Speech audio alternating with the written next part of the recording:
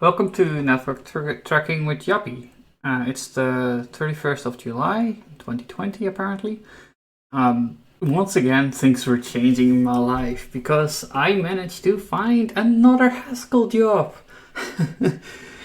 Which I was like interviewing for in January as well, but at the time they couldn't really hire me for some reason or another. And decided, but they wanted to keep me on call because they were like really excited about me. And in June the position became open again.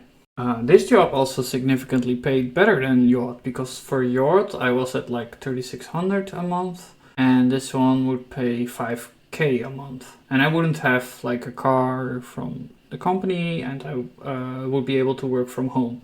And working from home was a big deal for me at the time because I was scared to death about Corona. It seemed like a really scary disease to me. I did my research. I did way too much research on Corona, and at the time it was really bad.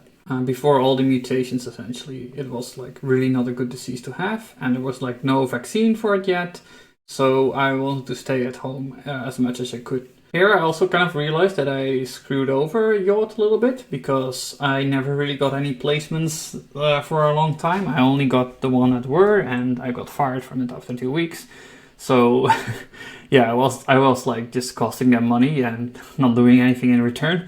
But for supercede, I could just immediately start working and produce value. So yeah, they were actually quite happy that this happened, because otherwise they would have to keep me on for another year, right?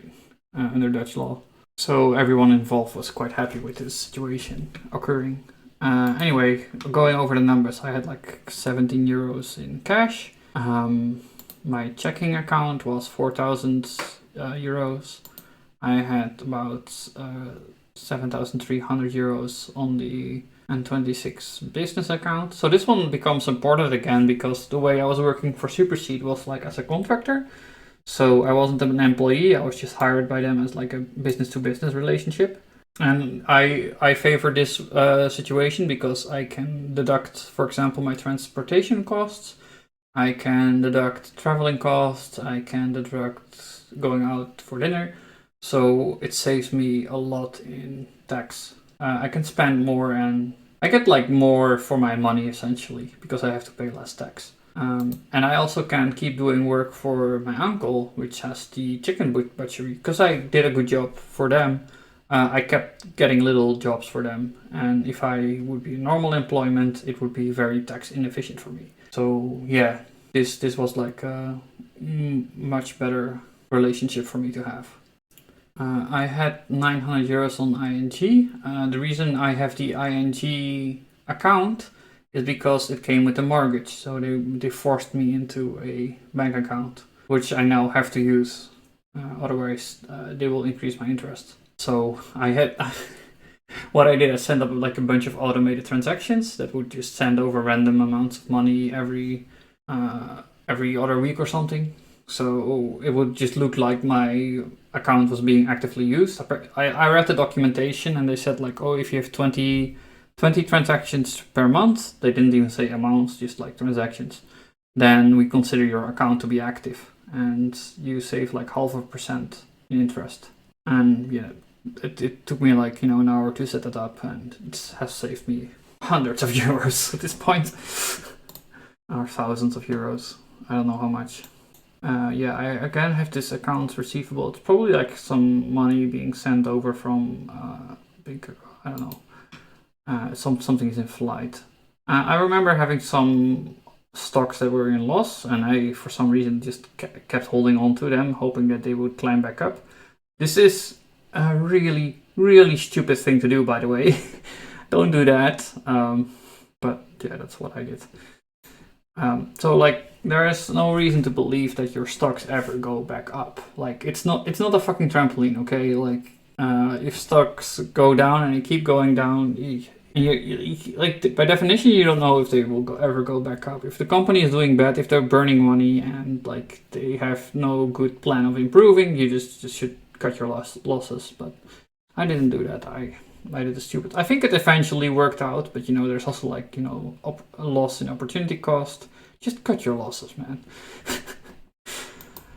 I mean, These are like things I learned in this period because I was reading more and more about financial markets and more about how to do like financial management. And yeah, I got really interested into it. So it had a good side and a bad side. The bad side is that I kept most of my money in cash. The good side is that I stopped taking these giant risks like options or contracts for difference. Yeah, and this is like shares from supercede. So they paid me in options as well. So I got like the 5K in cash, and then I got another like I think it's like 1,000 per month or something in options. I'm not sure. No, it's less. It's like 500 per month in options. And what happened in the end? Because like normally what happens is that after a year they vest or they don't. Like if they fire you before the year is over, then you don't get anything. So it's like a huge risk to get payment in options. However, I am now a shareholder because I no longer work for supercede. Don't worry, I didn't get fired. I quit after like 4 years. So this is a job I held on for longer. Anyway, this is the interactive brokers account, and I think this was mostly in cash. I'm not sure. I slowly started buying into the market around this point, I think, as well. The house, I just kept it at this value, and I used the government-based valuation system, WOZ, and I just used that to decide how much my house is worth, because I mean the government does it for me, so why would I bother getting my own system? And they do it for me because I have to pay tax over it. Anyway, Cardano and Ethereum went up in price again for some reason. That was good. I hope it would sell soon so I can remove it from the columns. Student debt still the same because there's no interest on it. And mortgage, I started paying this down. Minimum payments, And so yeah, because I started working actually for once, we see the difference in return. So this time I didn't have any transaction costs for the house, so we can actually see that I'm working and my net worth is going up. Because at this point, if you have a net worth if you have like 20k invested in the stock market, you wouldn't expect, a 1% would be like 200 euros, right? Like, you wouldn't expect to see large returns from that. So most of the money that comes in and increases your net worth is just from income and working. And this is going to be the case for a long time. Yeah, but I finally saw the light and stopped fucking around, essentially. Although, I was young at the time. I was like, I think I started working when I was like 26 or 27. So fucking around is better to do when you're young. And I call all that fucking around shit as experience, by the way. Like, it was important in the... You get like paid lowest as well, so you may as well fuck around, right? And I just counted the dollars as experience, and it helped me drive up my wages for now. Anyway, thanks for watching, everyone. Please leave a like if you liked the video, and subscribe, and leave a comment. That would be amazing. See you all next video.